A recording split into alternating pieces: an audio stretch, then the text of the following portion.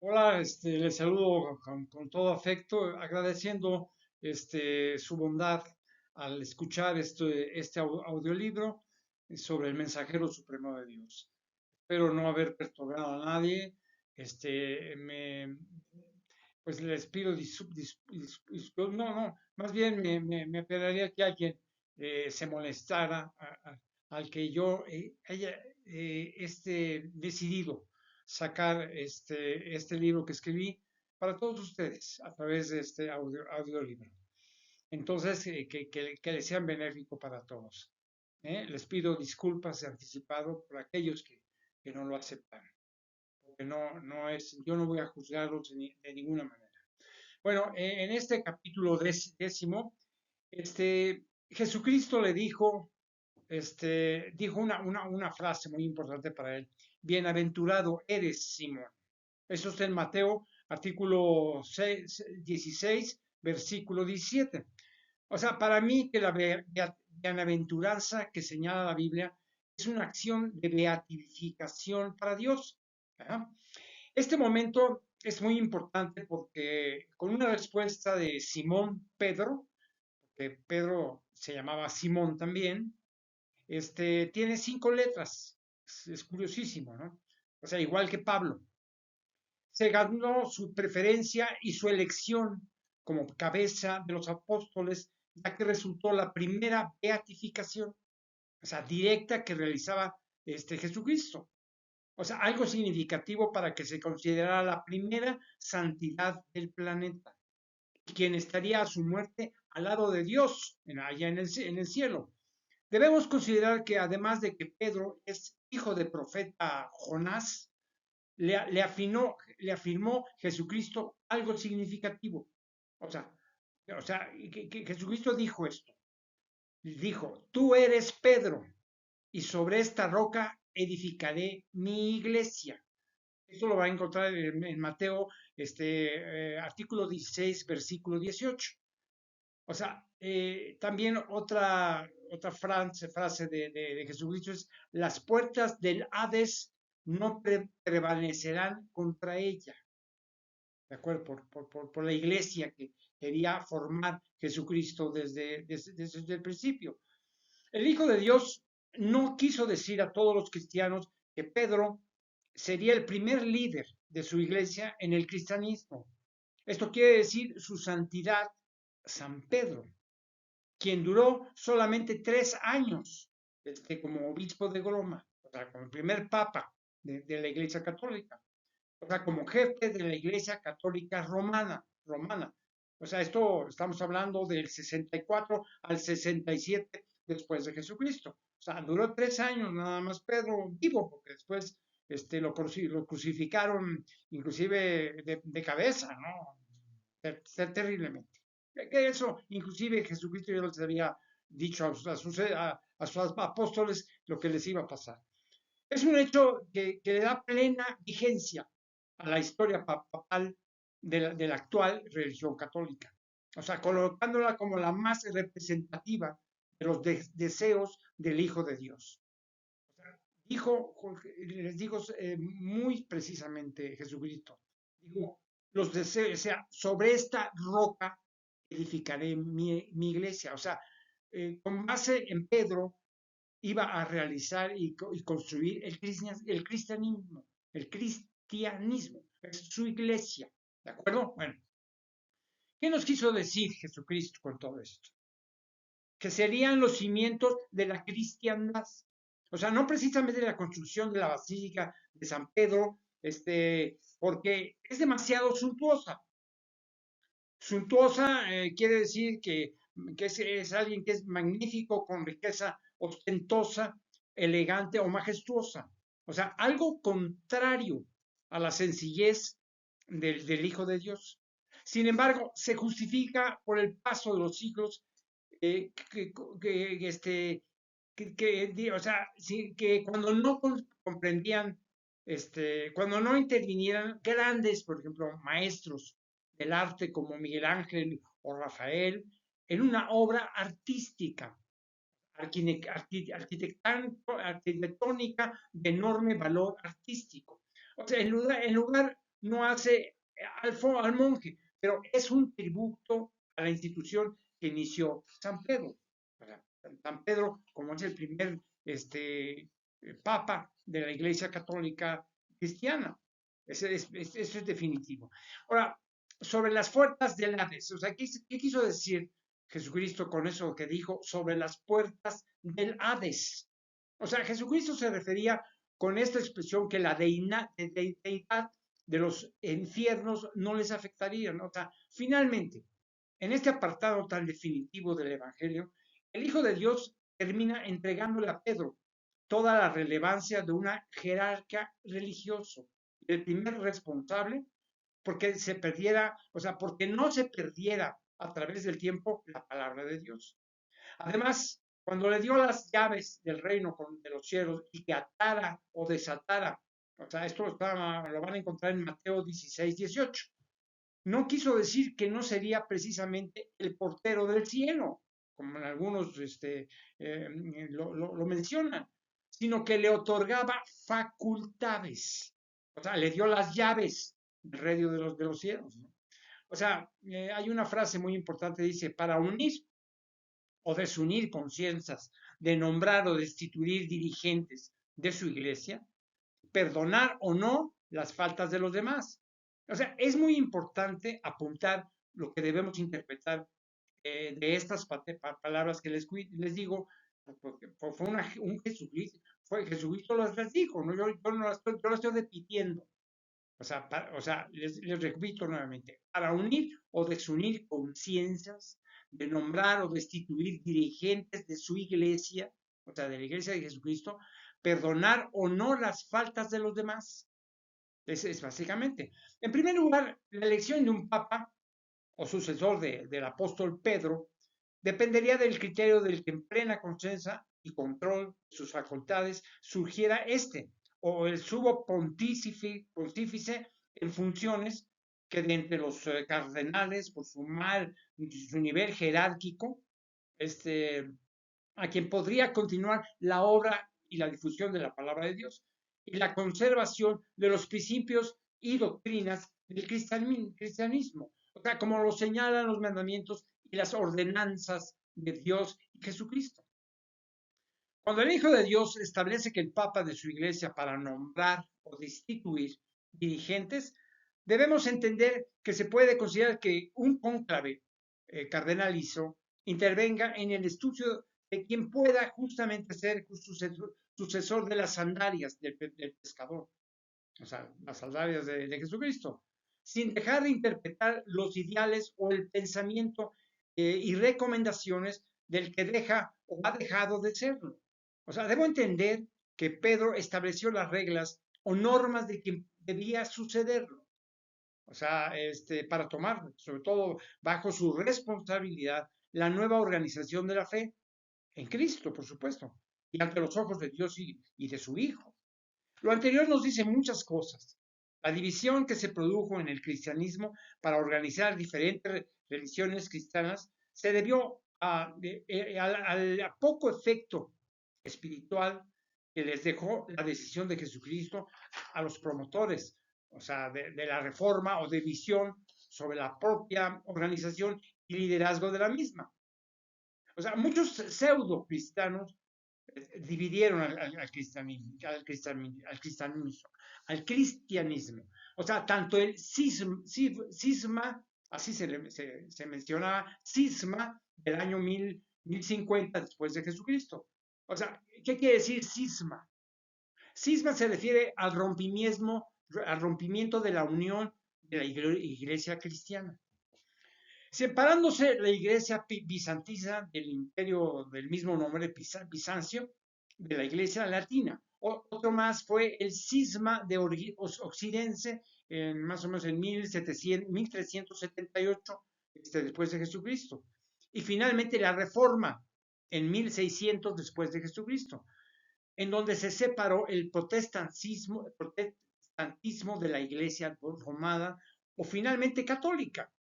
O sea, las separaciones drásticas se frenaron con la propagación de las misiones cristianas. O sea, el movimiento ecuménico que es en donde se invita a los obispos católicos, el cual es presidido por el Papa. Finalmente, quedan tres grandes divisiones en esta separación y todo: los católicos, los protestantes y los ortodoxos. Estos últimos integran las iglesias cristianas orientales que se separaron de Roma desde 1054 después de Jesucristo, pero que son fieles a la doctrina establecida en el Concilio de Calcedonia, o sea, en donde se rechazaba el dogma, o sea, un punto fundamental de una doctrina cristólico, cristológico, son palabras que se establecieron. O sea, cristológico quiere decir que era una parte de la teología de Jesucristo, ¿no? Esta parte se refería a las diferencias sobre la procedencia del Espíritu Santo, que fue lo que finalmente enfrentó la iglesia mencionada a la católica romana, que en ese 1054 después de Jesucristo lo que hizo fue excomulgar al Papa León IX, o sea, el número 153 de 1049 a 1054 después de Jesucristo. Para el padre del Constantinopla, el Constantinopla, Constantino, o sea, primero el Grande, en fin, o sea, debo decir para terminar que el principal problema fue que como la condición natural del hombre es que nazcan líderes innatos que exigen espacios de actuación y dirección. Es por eso que debemos concluir que el rompimiento de la unidad cristiana en cuanto a objetivos a largo plazo, o sea, ¿se debió a qué? Pues a la ambición y al egoísmo, por no aceptar el liderazgo único y centralizado del cristianismo en la figura de San Pedro y los que le sucedieran, ¿no? Pero miren, el cristianismo, que es la espiritualidad o sea, más poderosa, más convincente y más trascendente de cualquier otra, a pesar de sus reglamentaciones conservadoras o restrictivas o a la evolución del mundo moderno, o sea, en cuestión de interpretar correctamente los mandamientos y ordenanzas de Dios. Es más poderosa espiritualmente que el islamismo, con tantos creyentes del Corán. Sin embargo, digamos, en la iglesia de Jesucristo, vamos a manejarlo de esta manera, no existe la democracia porque Dios es el monarca divino sobre cualquier monarca terreno y sus mandamientos. O sea, son ley, los mandamientos de Dios son ley sin amparo. O sea, son guías espirituales para el arrepentimiento y perdón de los pecados o faltas. O sea, cuando Jesucristo establece las bases de la organización de su iglesia, la iglesia de Dios con un apóstol, que santificado fue por la palabra de Jesucristo, básicamente. O sea, significó el principio, el final de cualquier controversia. Aunque en ningún momento mencionó el Hijo de Dios que los que le siguieran fuesen también santificados automáticamente. O sea, nadie podrá ocupar el sitio que dejó Jesucristo. O sea, todos serán sacerdotes, siervos del Señor, y tomarán una actitud, como lo dijo Jesucristo: sed prudentes como serpientes y sencillos como palomas. Así lo dijo Jesucristo. Esto está en Mateo, artículo 10, versículo 16. Ni aun el Papa de la religión católica puede encontrarse por encima del Hijo de Dios, ni aun sentirse heredero de la gracia que les dio Jesucristo a los apóstoles para que realizaran milagros en nombre de él. O sea, nada más a los apóstoles. Yo me pregunto algo en esto, ¿no? ¿Algún dirigente de las religiones cristianas, desde el Papa hasta el más humilde sacerdote, pueden demostrarnos que realizaron alguno de los que por lo visto estuvo reservado solamente a Pedro, el apóstol, por ejemplo? El día que así suceda, la presencia de Dios estará manifestándose. O sea, nuevamente para enviarnos otro mensaje importante al que debemos acudir para servirle. Mientras tanto, seamos humildes como paloma, así lo dijo Jesucristo. Para entonces el Hijo de Dios ya les hacía ver que pronto el Hijo del Hombre moriría, o sea, él mismo, que padecería sufrimientos de parte de los judíos tradicionales, ¿no? Los sacerdotes del entonces llamado Jehová, que es el mismo Dios, ¿no? En los nuevos acontecimientos sobre la ley que dejó Moisés. Pedro dudaba que esto aconteciera. Esto lo pueden encontrar en Mateo 16, 22. Como si lo que dijera Jesucristo a estas alturas, o sea, no fuese creíble, sin discusión alguna, a lo que severamente le contestó el Hijo de Dios. O sea, ¿qué es lo que dijo de todo esto Jesucristo? Quítate delante de mí, Satanás. Me eres tropiezo, porque no pones la mira en las obras de Dios, sino en las obras de los hombres. Eso es lo que dijo Jesucristo. Ustedes lo van a encontrar en Mateo, artículo 16, versículo 23. Con esto, ¿qué es lo que demuestra Jesucristo? O sea, que tomaba una actitud exigente con quien le había encomendado el futuro a la cristiandad. O sea, por eso la reacción de Pedro, el Hijo de Dios, lo comparó con el del príncipe del infierno, porque tomaba en cuenta lo que pudieran hacer los hombres, los hombres, los apóstoles, olvidarse los milagros que había realizado como testimonio de su grandeza por la voz de Dios, o sea, el Espíritu Santo. La palabra de Dios era suficientemente poderosa para cualquier cosa. O sea, no debía estar en peligro de que su enseñanza se perdiera por no entenderla.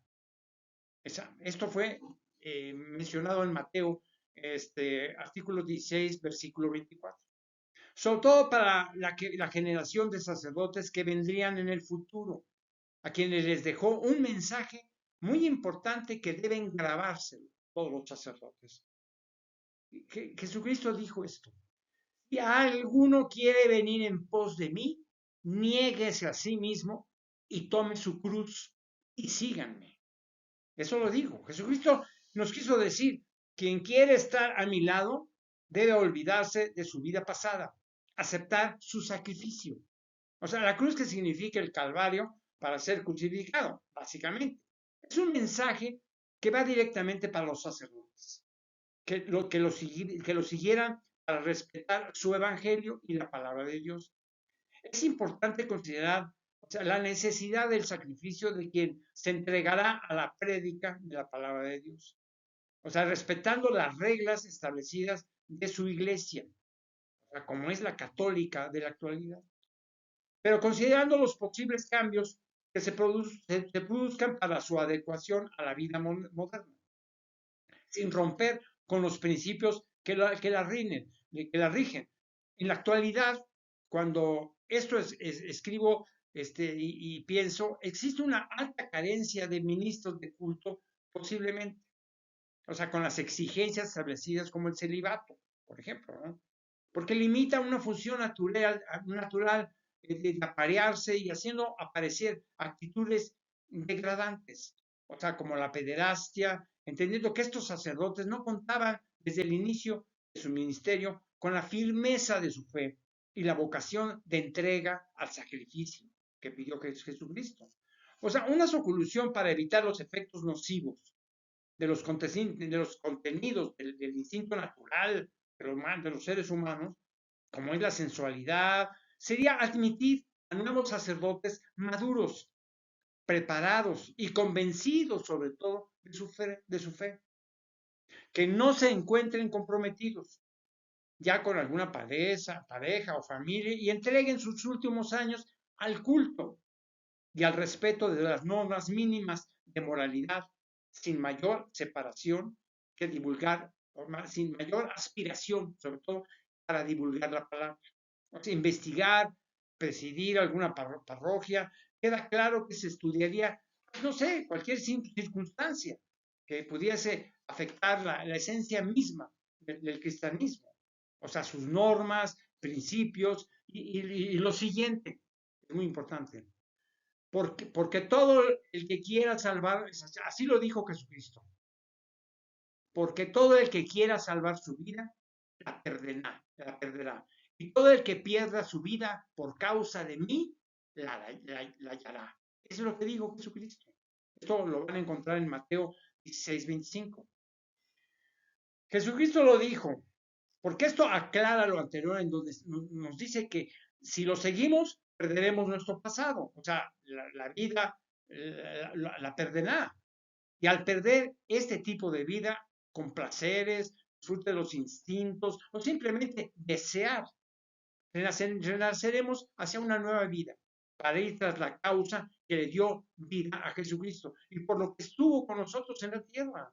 Además que profetizaba el Hijo de Dios su muerte y su resurrección al tercer día. Esto lo van a encontrar en Mateo, artículo 16, versículo 21. También Jesucristo advertía que vendría acompañado de sus ángeles para juzgar las obras de todos cuando regresara Jesucristo. Y nos dejaba pensar cuando él se preguntaba algo. ¿Qué sería lo más importante finalmente? ¿Conquistar este mundo perdiendo el alma o conservarla y seguir la palabra de Dios? Y para no dejar de conducir sabiamente este apartado del Evangelio, nos debe reflexionar, hacer reflexionar lo que expresó Jesucristo. Esto lo van a encontrar en Mateo 16:28.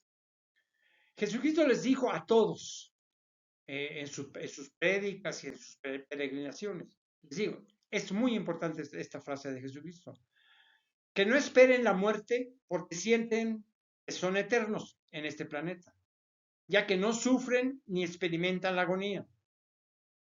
Y cuando quieran enterarse de que la vida material fue pasajera, posiblemente entonces sí entenderían el significado de la vida, o sea, sobre todo la vida espiritual. Cuando vean llegar al Hijo del Hombre que está de regreso, hasta entonces creerán demasiado tarde. ¿Ok? Esas son las palabras de Jesucristo, yo no las estoy inventando. O sea, las condiciones se estaban dando por Jesucristo proféticamente. Su muerte anunciada y su regreso futuro sin fecha determinada. O sea, no nos digo a tal fecha yo regreso, no, él sabrá cuándo regresa o cuando su padre se lo permita. O sea, después de ello, el Hijo de Dios señalaba por lo menos otro elegido para difundir el Evangelio con toda certidumbre. A Juan, por ejemplo. ¿Quién fue Juan? Fue el hermano de Jacobo, que al lado de Pedro nos llevó para presenciar la llegada de Moisés y Juan el Bautista. O sea, conversando con Jesucristo. O sea, es increíble. Cuando Jesucristo se une, o sea, platica aquí en la tierra con Moisés y con Juan el Bautista, que ya estaban muertos, por supuesto, ¿quién fue el que presenció esta plática? Pues sí, fue Juan y Pedro. Esto está en Mateo 17, del versículo 1 al 3. Además, por única ocasión en el Nuevo Testamento, en vida del Hijo del Hombre, la presencia luminosa de Dios, o sea, que se hace presente. Cuando les dice, y ellos agachando la cabeza, este es mi Hijo amado, en quien tengo complacencia, a él oíd. Es lo que dijo Dios.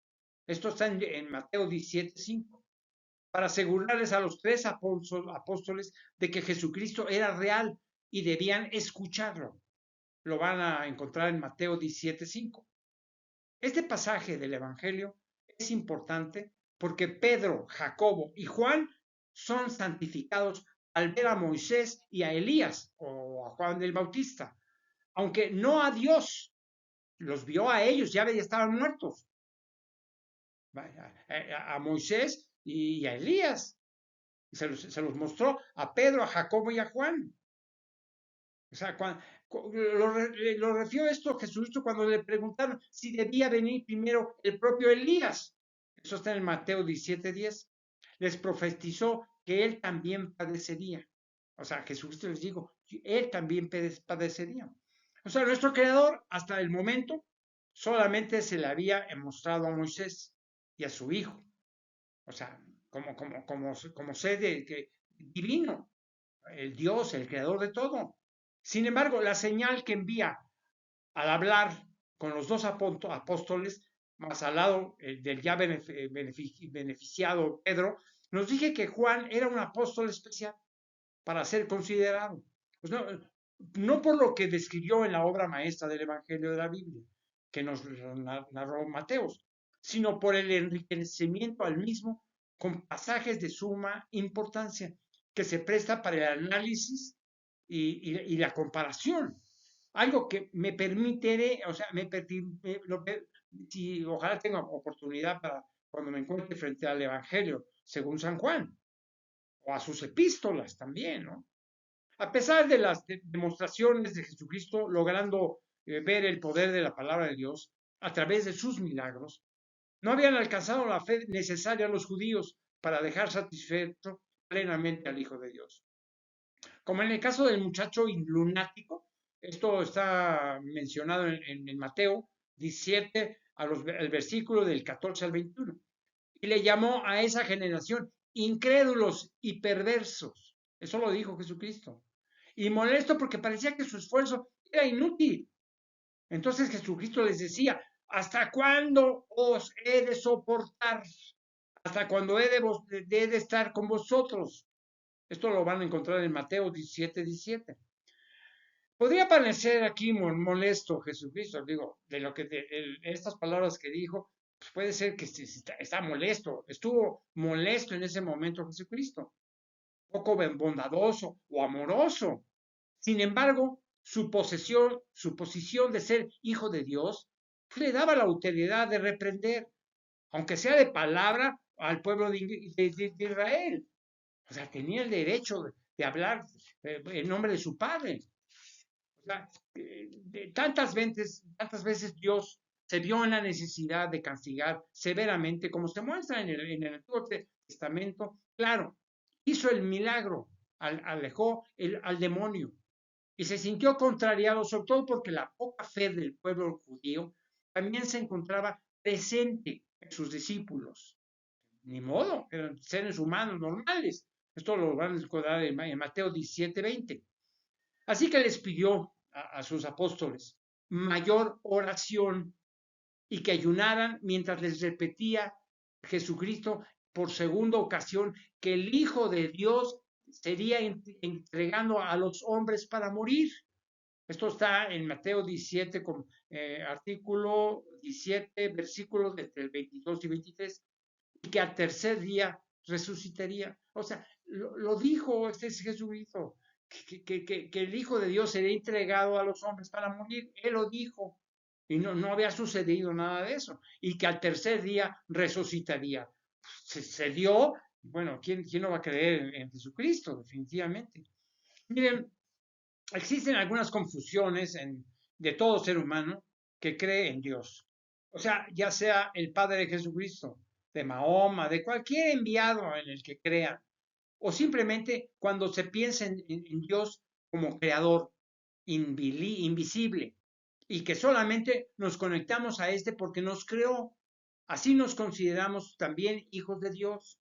O sea, hijos de Dios, no derecho, hijos del hombre, por así decirlo, ¿no? Si así fuese posible, todos los seres orgánicos, hombres, leones, pájaros, o sea, inorgánicos, petróleo, el árbol, el agua, todos seríamos sus hijos, aunque en realidad no podemos ser tan soberbios al pensarlo, ¿no? O sea, comparándolos con Jesucristo, por supuesto. Somos entonces hijos de la creación, no somos hijos de Dios en el caso de Jesucristo. Somos hijos de la creación, o sea, no hijos de Dios como el Mesías, por ejemplo, ¿no? Dios es dueño de nuestra vida y de nuestra muerte. Nacemos y morimos cuando éste lo decide. Dios resuelve el camino de nuestro destino y de nuestros actos. El único hijo de Dios, porque así lo creo yo, como cristiano y analista científicamente hablando, es y será siempre Jesucristo. Es el único hijo de la creación de Dios de manera directa. O sea, para los demás, la única certeza de haber vivido en este planeta es que al morir no olvidarán hasta el último segundo de su vida que fueron creados. Al llegar a su última exhalación, si dejaron de creer en el principio primero de todas las cosas, o sea, Dios, pues se pueden convertir en qué? Pues en nada. Si se mueren creyendo en nada, pues es que son nada. ¿Valió entonces la pena vivir? ¿Por qué? ¿Para qué? O sea, los cristianos les ofreceremos siempre la esperanza de vivir la vida eterna para quien cree y respeta la palabra de Dios, que le encuentra en el Evangelio de acuerdo al cristianismo. Jesucristo, en su peregrinar hacia su último descrito como hijo del hombre, llegó a Capernaum, o sea, cerca del mar de Galilea, y tuvo un gesto social precisamente como hijo del hombre, identificando. Finalmente, entre el pueblo judío como María y José, todos pensaban pues, que era hijo de María y José, y sus hermanos eran Jacobo, José, Simón y Judas. Esto lo van a encontrar en Mateo, artículo 13, versículo 55, o sea, como referencia. El Hijo de Dios pagaba los impuestos requeridos por los cobradores que le consideraban. O sea, un extraño seguramente por los milagros que realizaba. Esto también lo van a encontrar en Mateo 17, con versículos 24 al 27, dando una muestra del poder de Dios al realizar milagros, porque era el poder de Dios, y mostrándole a Pedro nuevamente su capacidad milagrosa de resolver problemas que se presentaban a su paso. O sea, siendo su maestro, como lo fuese Jesucristo, sí, creo que el único que debe ser llamado maestro es a Jesucristo, a nadie más. El maestro, ¿qué significa maestro? A quien se le reconoce una habilidad extraordinaria en la materia que quiera, que instruye.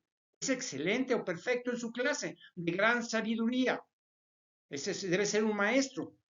En el universo y en cualquier ámbito de la vida, los demás son profesores, no son maestros. El único maestro fue Jesucristo. Los demás son profesores.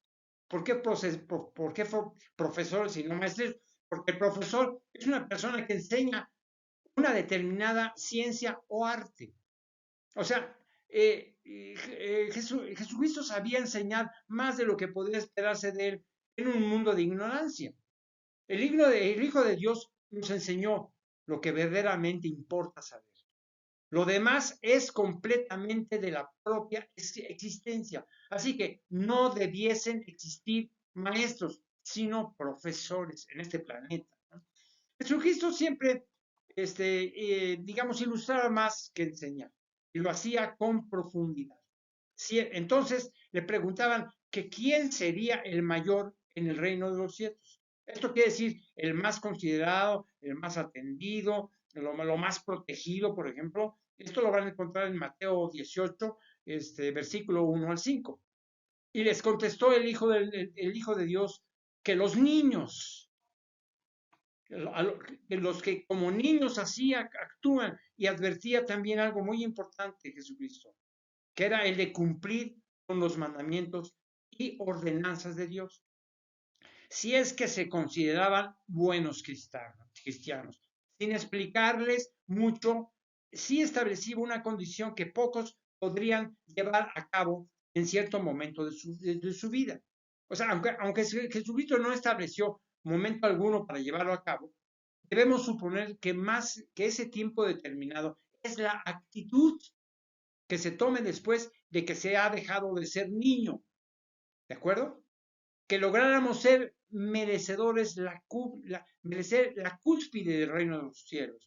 O sea, convertirnos en seres sencillos, humildes, sinceros, tiernos y frescos. Y así lo advertía Jesucristo.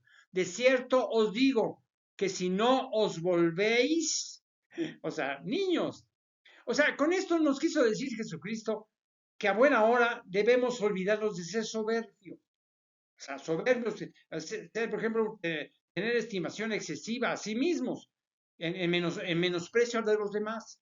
O sea, para lograr ser humildes, es cuando hemos dejado atrás la vanidad.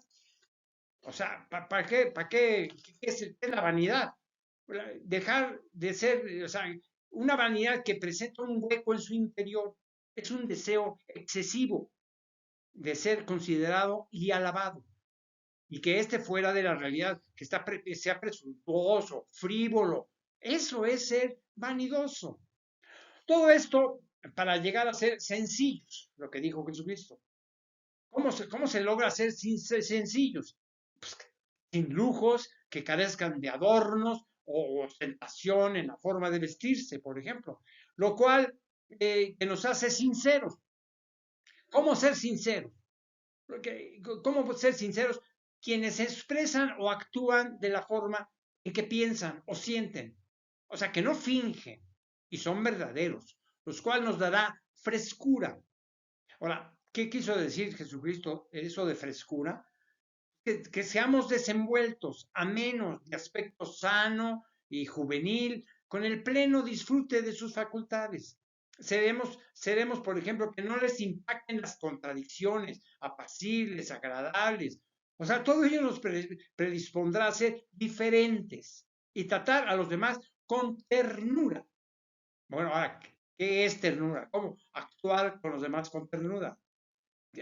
Con una actitud cariñosa y afable, mostrando cariño, afecto o amistad. Miren, si logramos esas actitudes, cumpliremos como buenos cristianos, respetando lo que Jesucristo nos pidió para aspirar el reino de los cielos. O sea, solamente así, de otra forma, estaremos frente al juicio de Dios pues, por nuestras faltas, nada más. Esto no quiere decir que vivamos en un estado de abstinencia, sino que actuemos en la vida con espíritu de niños. No que seamos niños, sino con el espíritu de los niños. O sea, por lo menos en la etapa de madurez, cuando estamos conscientes de lo que hacemos para bien o para mal.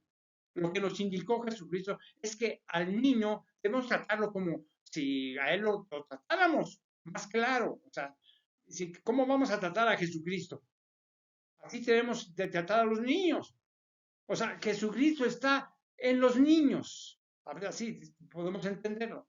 Quien maltrata a un niño, el que maltrata a un niño maltrata al Hijo de Dios. Quien ofende, lastima, denigra o mata a un niño, aunque sea por aborto, lo que sea, voluntario o atendido, está haciendo lo mismo que con Jesucristo. Está ofendiendo a Jesucristo.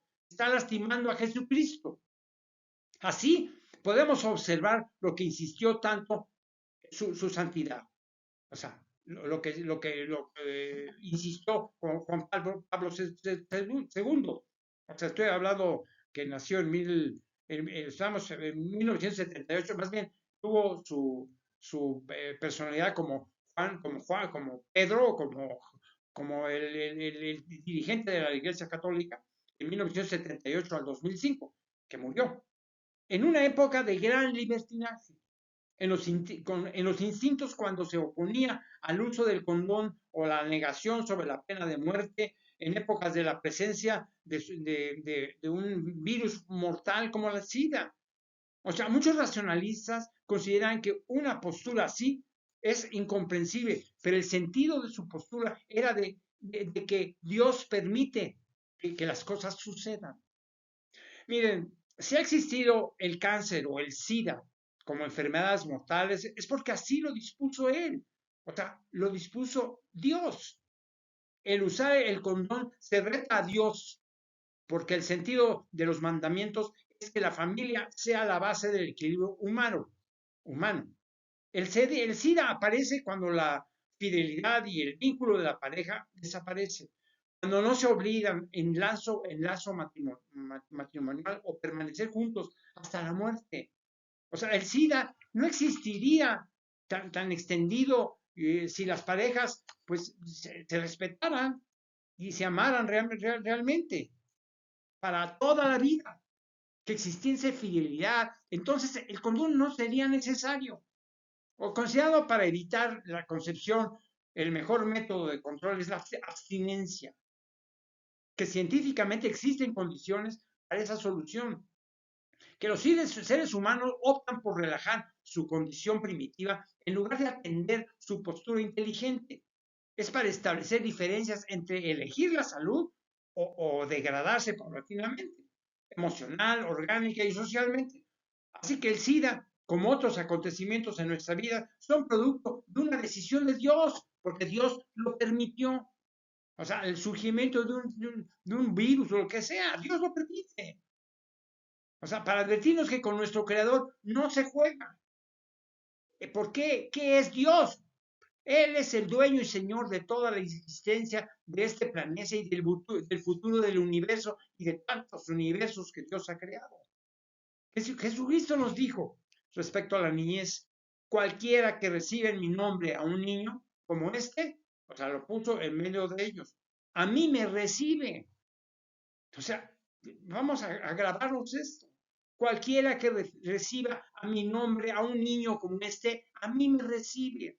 Esto está en Mateo 18, versículo 5. En este último párrafo nos expresó todo lo que significa un niño para la humanidad. Un niño, ¿qué es un niño? Persona que en la edad de la niñez, ingenuo, de poca experiencia, o que obra irreflexivamente, que su edad no le permite actuar con malicia. Esto nos dice que todo niño que recibamos desde su fecundación hasta antes de su pubertad. Pubertad, ¿qué es pubertad? Porque hay mucha gente que no sabe lo que es el puberto, ¿no? La pubertad es el periodo de la vida caracterizado por el inicio de la actividad de las glándulas reproductoras y la manifestación de los caracteres sexuales secundarios, o sea, cambio de voz, vellosidad, senos, etc. Y ser infante es, por ejemplo, el periodo de una vida humana que va desde el nacimiento hasta la pubertad. Entonces, ¿de qué se trata la niñez?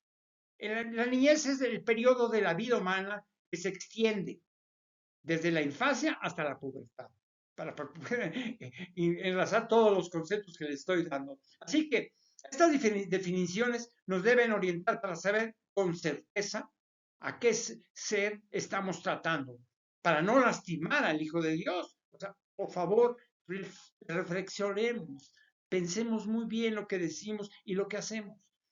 Como todos los que nos consideramos buenos cristianos, yo me considero buen cristiano, debemos revisar la historia de nuestros actos para remediar las faltas, o sea, que arrepentirse de haber ofendido a Jesucristo y pedir perdón por ese gran error. Los que no lo han hecho y no son cristianos, pues ni modo, tendrán su castigo, un castigo que solamente Dios les dará. Vamos a terminar este capítulo 10 en este momento. Les agradezco mucho que lo hayan atendido y yo les invito, porque les estoy dando en la voz propia lo que yo pienso del cristianismo y los evangelios. Que sean para bien. Que Dios los bendiga.